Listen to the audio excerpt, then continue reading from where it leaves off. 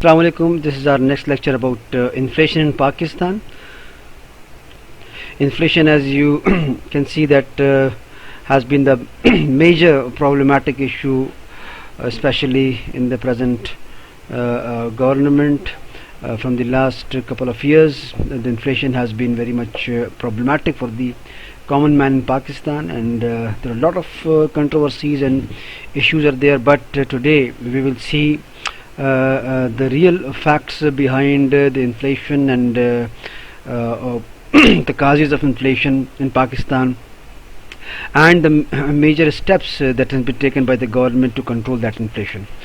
So starting with introduction, stable inflation is always associated with the better growth and development outcomes. Price stability not only reduces uncertainty but also provides multi-dimensional positive impacts in social, economic and psychological spheres of all segments of the society, specifically the poor families. ये बड़ी simple सी बात है कि price stability अगर होगी तो आपके मुल्क में एक तरीके से इसके पॉजिटिव इम्पैक्ट पड़ते हैं. प्रॉब्लम जो हमारी रही है, the problem in Pakistan that have been in view, that was the कोविड-19. और इस कोविड आउटब्रेक की वजह से एक बड़ा और मेजर इम्पैक्ट पड़ा है आपकी पाकिस्तान इकॉनमी पर, और इसकी वजह से बहुत सी चीज़ें जो हैं वो मिस मैच हुई. Prior to the COVID-19 outbreak, the government was making efforts to stabilize the inflation pressure that originated from the requisite adjustment policies.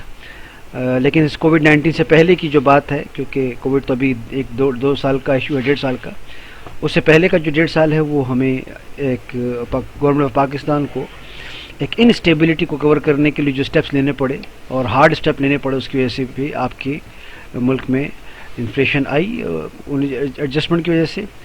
The spikes in inflation was appear due to the energy tariff adjustment and the adoption of the market based exchange rate. ये बड़ा claim रहा है government का कि उन्होंने dollar के rate को market rate पर एक तरीके से डील करना शुरू किया, रादर कि जो पिछली गवर्नमेंट्स रही उन्होंने आर्टिफिशियली डॉलर की रेट को स्टेबलाइज रखने की कोशिश की. और यही एक बुनियादी वजह है कि अचानक एक आउटब्रस्ट देखने को मिलता है पाकिस्तान में इन्फ्लेशन का. आर्टिफिशियली स्टेबल रखना डॉलर को, वो हमारे लिए एक लॉन्ग टर्म में बड़ा नुकसानदेह साबित हुआ और होगा. मार्केट रेट पर डॉलर को ले आना, ये हमारे लिए शॉर्ट टर्म में थोड़ा सा एक प्रेशर लाता है, लेकिन लॉन्ग टर्म में बहरहाल ये इसके एक अच्छे नताइज हमें जो हैं वो मिलेंगे. सो इस मार्केट बेस्ड एक्सचेंज रेट की वजह से the average CPI inflation was projected to declerate by the end of the current fiscal year.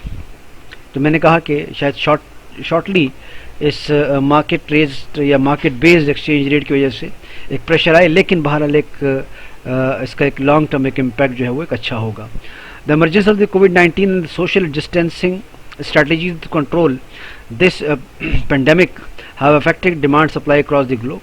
Obviously पूरे दुनिया में इसका एक असर पड़ा है, और स्टेट बैंक ऑफ पाकिस्तान ने भी अपना जो एक इंटरेस्ट रेट जो था जो कि वो डबल डिजिट में मेंटेन कर रहा था, उसको भी इसको शार्पली कट करना पड़ा. ऑलमोस्ट तकरीबन 525 बेसिस पॉइंट पर की बुनियाद पर आपको 8% पर लाना पड़ा. लेकिन जबकि हम देखते हैं कि हमारी जो पॉलिसी है वो नॉर्मली इतने शॉर्ट पीरियड में 200 से लेकर 300 बेसिस पॉइंट कम करने की हिस्ट्री रही है, लेकिन पाकिस्तान ने 525 पॉइंट्स को कम करके एक मनी फ्लो को जगह दी इकॉनमी में. जब रेट गिरता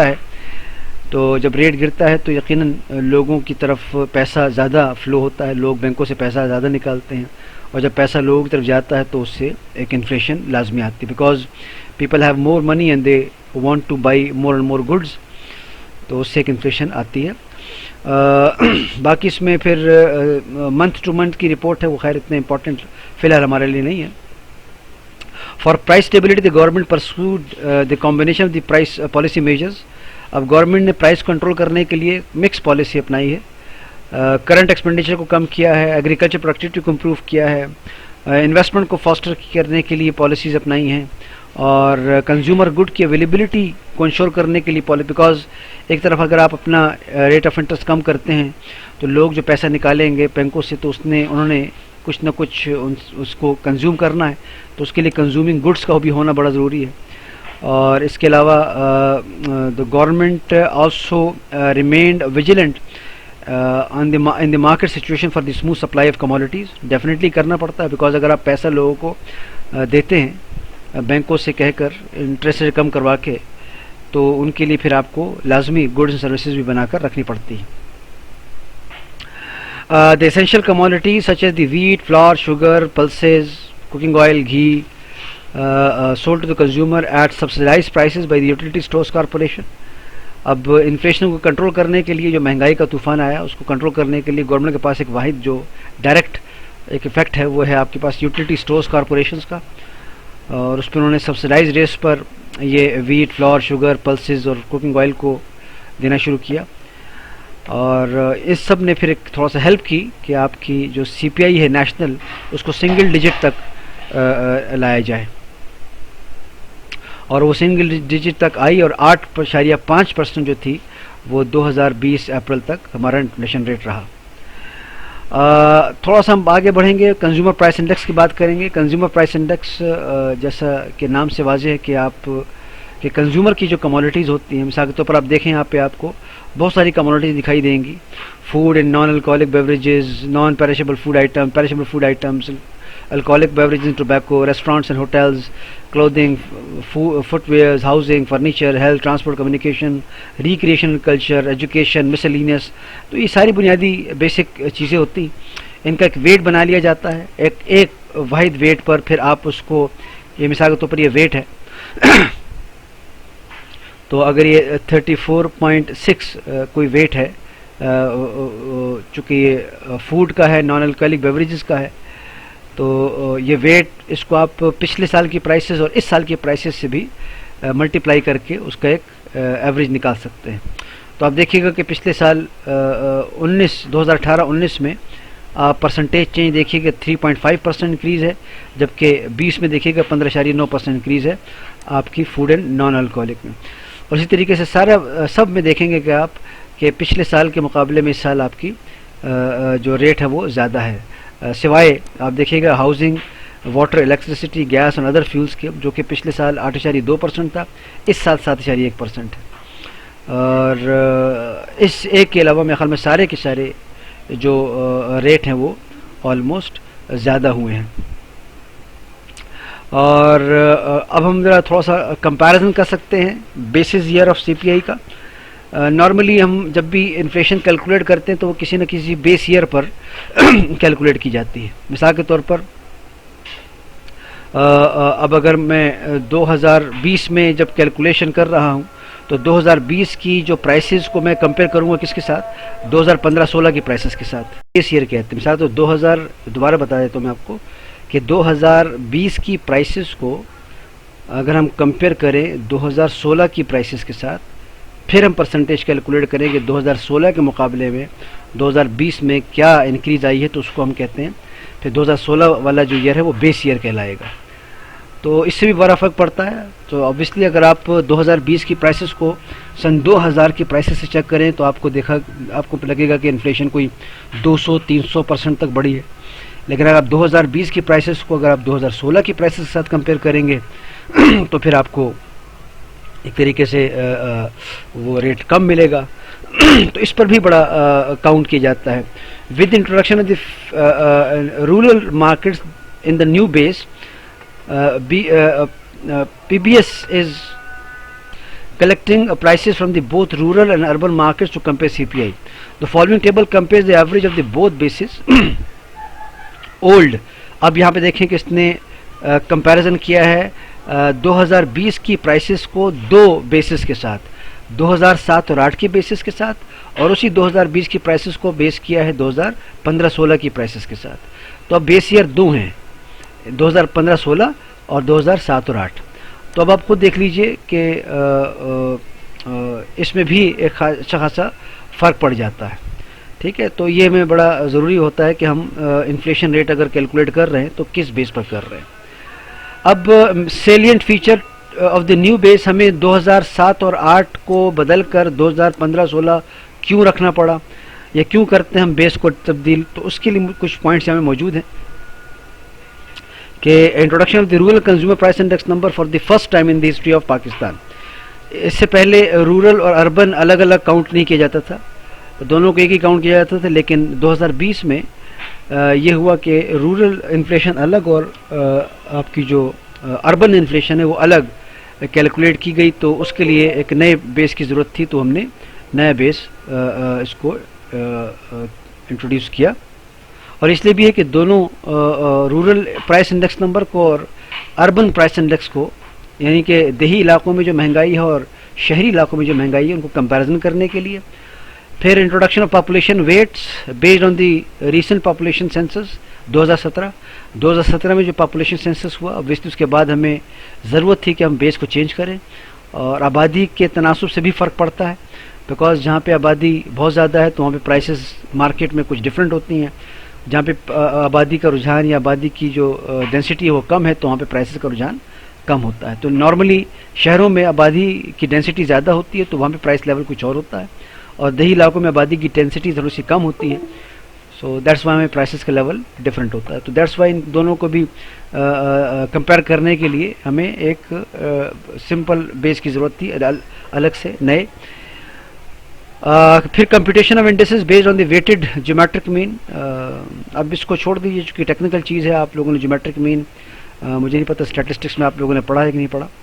limit introduction of a consumption quantiles instead of the income quantiles. Again ये स्टैटिस्टिक्स का इशू है, इसको भी हम छोड़ देते हैं कि आप किन क्वांटाइल्स को यूज़ कर रहे हैं, कंजम्पशन क्वांटाइल को या इनकम क्वांटाइल्स को, उसको भी हमें देखना है। लेकिन चूँकि ये चीज़ें टेक्निकल हैं तो हम चूँकि स्टैटिस्टिक्स में नहीं इन्वॉल्व करेंगे अपने आप को, तो उसको हम जाने देते हैं। इसके अलावा है introduction of consumer weightage approach to the compute gas prices, because आपका जो गैस की कीमतों की जो चेंज है उसको भी रूरल अर्बन में अलग अलग कैलकुलेट करने के लिए भी हमें एक नए बेस की ज़रूरत थी। इसके अलावा इलेक्ट्रिसिटी प्राइसेस एंड और जो आपकी कंज्यूमर वेटेज अप्रोच के लिए भी हमें एक नए बेस की ज़रूरत थी।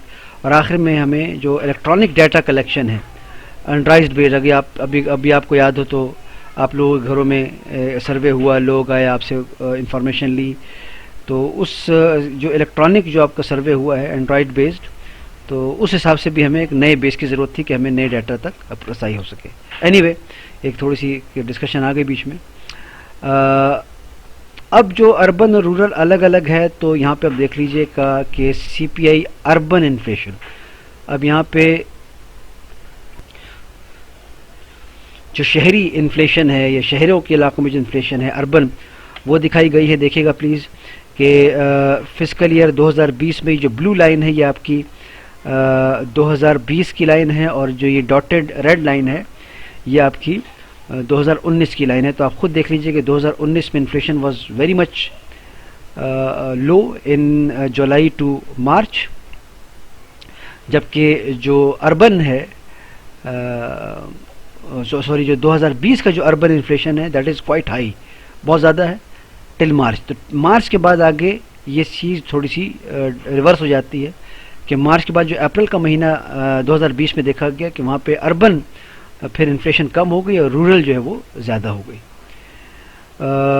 In urban area the following items recorded increase. अब जो अर्बन एरिया में जो महंगाई आपको देखने को मिली ये किस वजह से है, तो ये सारी कीमतें यहाँ पर लिखी हुई, सॉरी प्रोडक्ट्स कमोडिटीज़ यहाँ बताई गई हैं।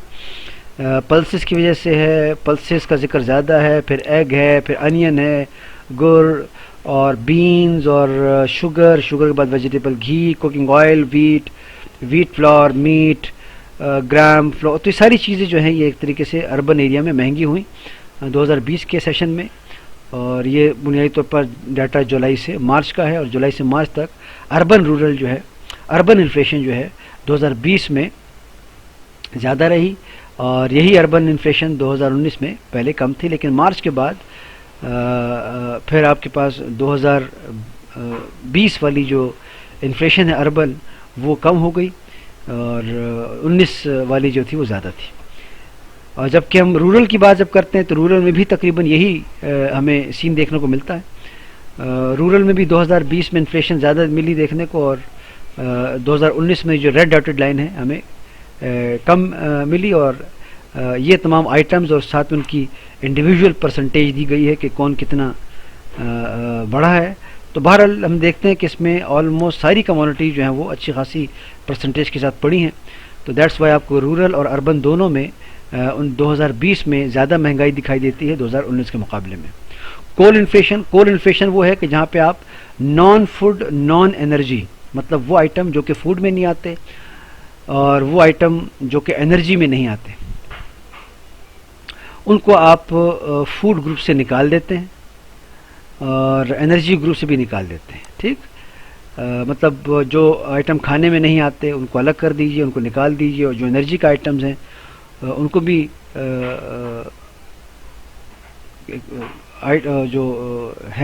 जो एनर्जी में उनको हम कैलकुलेट करते हैं। बाकी जो फूड आइटम जिनको हमने निकाला है उसमें हम एनर्जी आइटम्स हैं, सॉरी फूड ग्रुप्स में आपके पास जितनी भी खाने पीने की चीज़ें, पल्सेस, वीट, और ये जो आप देख रहे हैं काफ़ी ज़्यादा फ्लोर और राइस, ये सब फूड आइटम्स हैं, इनको निकाल दें।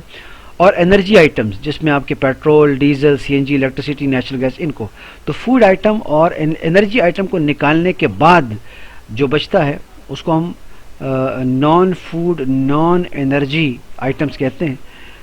और उसमें जो इन्फ्लेशन है उसको हम कोर इन्फ्लेशन कहते हैं। ठीक, तो वो भी देखने को यहाँ पे हमें जो है एक तरीके से अर्बन में 7.8% महंगाई रही और रूरल में 8.7% महंगाई रही 2020 में। ये वो आइटम्स हैं जो कि फूड और एनर्जी आइटम्स निकाल के हैं। फिर होलसेल प्राइस इंडेक्स होती है। होलसेल प्राइस इंडेक्स यकीनन ये रिटेल और कंज्यूमर के लिए नहीं होती, ये आपकी मार्केट्स में जो एक बल्क में सामान उठाया जाता है उस हिसाब से देखी जाती है। और आप देख सकते हैं कि होलसेल प्राइस इंडेक्स जो है वो आपकी 2020 में वो कम रही और 2019 में होलसेल जो है वो महंगाई ज़्यादा रही। तो बाहर ये होलसेल का इशू था। और होलसेल में फिर हम ये आइटम लेते हैं कि agriculture, forestry, fishery products, ores, minerals and electricity, फिर फूड प्रोडक्ट्स हैं, लेकिन होलसेल है तो उसको हम जाने देते हैं। सेंसिटिव प्राइस इंडिकेटर, ये इंडिकेटर जो है ये वीकली जो है वो कैलकुलेट किया जाता है to assess the price movement of essential commodities at the shorter interval of time. मतलब कुछ वक्त के लिए जो चीज़ें अचानक महंगी हो जाती हैं, हफ्ते 2 हफ्ते के लिए, दिनों के लिए, तो उसको हम कहते हैं सेंसिटिव प्राइस इंडिकेटर्स कहते हैं, एसपीआई कहा जाता है। और इसमें 51 एसेंशियल आइटम डाले जाते हैं जो कि बड़े सेंसिटिव हैं, जिनकी डेली बेसिस पर जो है वो प्राइसेस में बड़ा कंसिडरेबली चेंज आता है। और ये जो डाटा इकट्ठा किया है 50 मार्केट से, उस मुल्क के 17 शहरों से इकट्ठा किया गया है।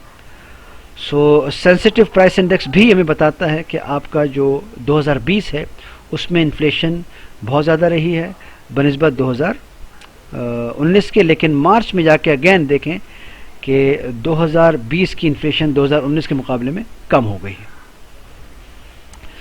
और जो सेंसिटिव प्राइस इंडेक्स में जो कमोडिटीज़ है वो ये हैं। अब इसमें मैं आपको एक एक करके पढ़ के सुना नहीं सकता, आप खुद देख लीजिएगा कि ये वो तमाम चीज़ें हैं जो कि हम डेली हमारे खाने पीने की और इस्तेमाल की चीज़ें, लेकिन इनका जो डाटा है वो वीकली इकट्ठा किया जाता है, उसको हम सेंसिटिव प्राइस इंडिकेटर कहते हैं।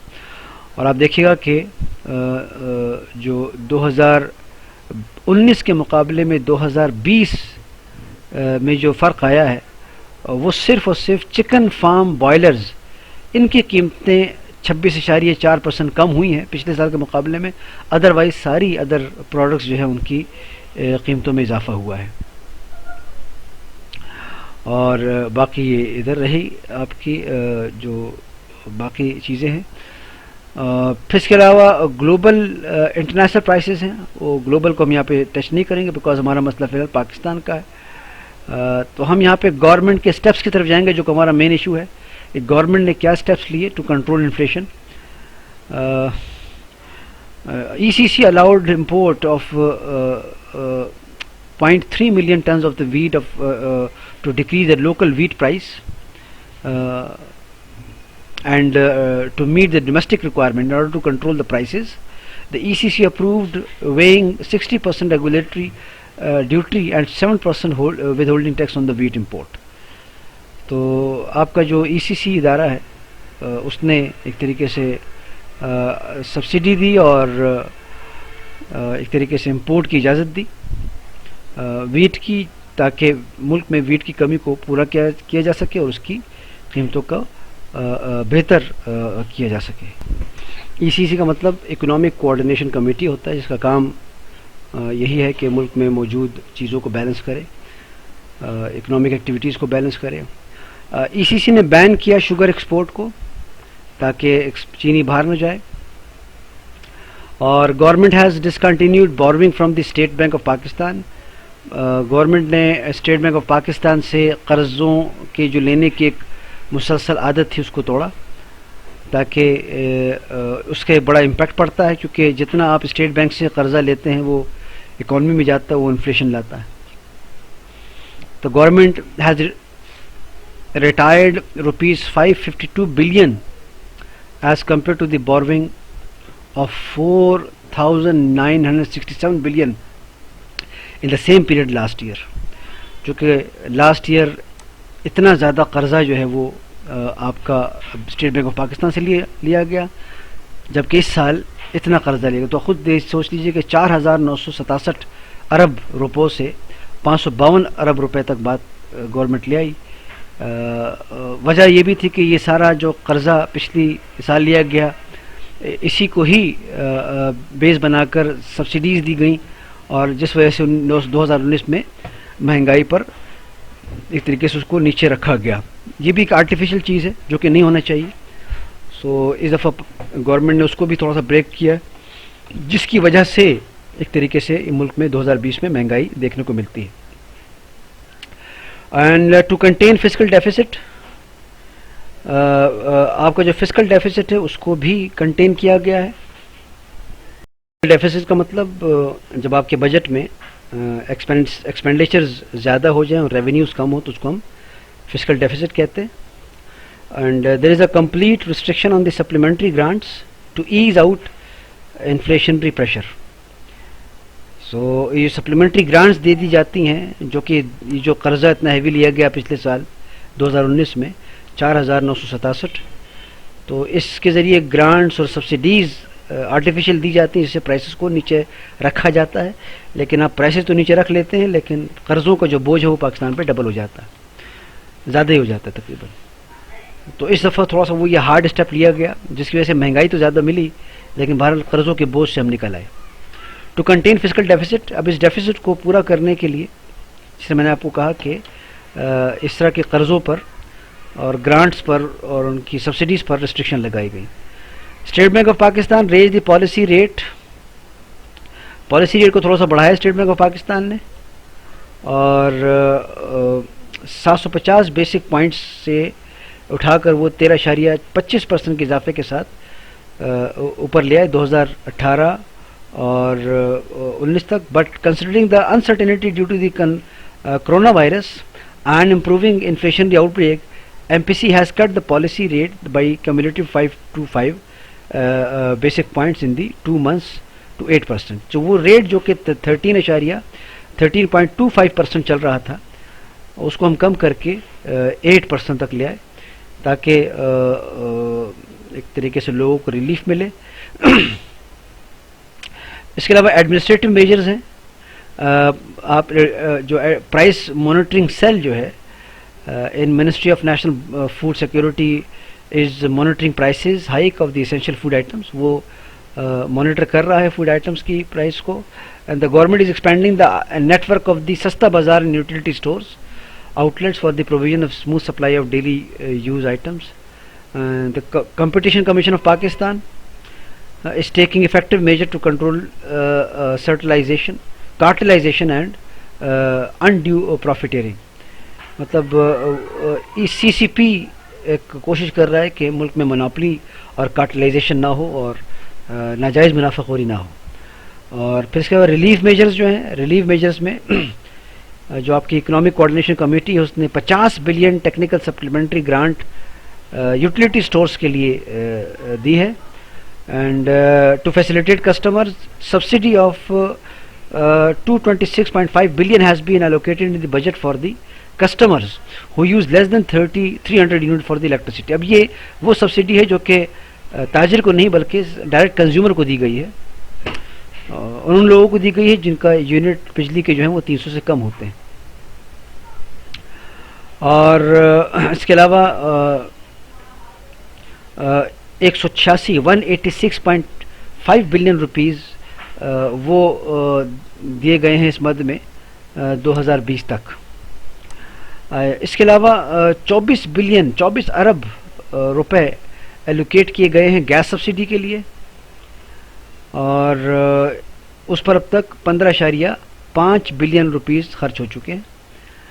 और इसके अलावा कोविड-19 का जो इम्पैक्ट है उसको कम करने के लिए government is making best efforts to provide relief to consumer energy prices and other essential items. The government announced the relief package of almost 1.24 trillions, मतलब यूँ समझ लीजिए कि 1240 बिलियन रुपीज़, और कोविड से निपटने के लिए। और उस कोविड पैकेज में 200 अरब रुपया जो है वो लेबर को दिया गया और फैमिलीज़ को दिया गया। 150 अरब रुपया जो है वो स्टिपेंड रखा गया इस काम के लिए, और 2000 से लेकर 3000 पर मंथ जो है वो अगले 4 महीनों तक जो है वो 9.2 मिलियन फैमिलीज़, मतलब तकरीबन ऑलमोस्ट 92 करोड़ जिसे कह सकते हैं, सॉरी 92 लाख, 92 लाख, इसको हम 9.2 मिलियन फैमिलीज़ कहते हैं। सो 92 लाख ख़ानदानों को ये सहूलत दी गई। पनागाहें या शेल्टर जिन्हें कहा जाता है वो बनाई गई गरीबों के लिए, बेरोज़गारों के लिए। और इसके अलावा 50 अरब रुपया जो है वो यूटिलिटी स्टोर कॉरपोरेशंस को एसेंशियल आइटम देने के लिए लगाया गया। और वीट के लिए 280 बिलियन रुपए अलग से रखे गए हैं ताकि उसको प्रोक्योर किया जाए, या कम पड़ जाए तो हम उसको ख़रीदें बैरूनी मार्केट से। और people will also be able to pay electricity and gas bills in instalments. ये भी हमने एक फैसिलिटी दी गवर्नमेंट ने कि अपनी गैस बिल और बिजली के बिलों को इंस्टॉलमेंट्स में पे कर सके। और इसके अलावा other major include tax relaxation on imports of pulses, duty waive on imports of palm oil and reduced petroleum levy कहते हैं टैक्स को, on the petroleum oil lubricant products पर दी गई। तो ये स्टेप्स हैं, ये बड़ा बुनियादी है, यही आपकी असाइनमेंट है गवर्नमेंट के step to control inflation in 2020। इसको आपने याद रखना है, इसी को आपने ज़रा इस पर डिटेल भी देनी है। तो ये आज का लेक्चर है। Thank you very much.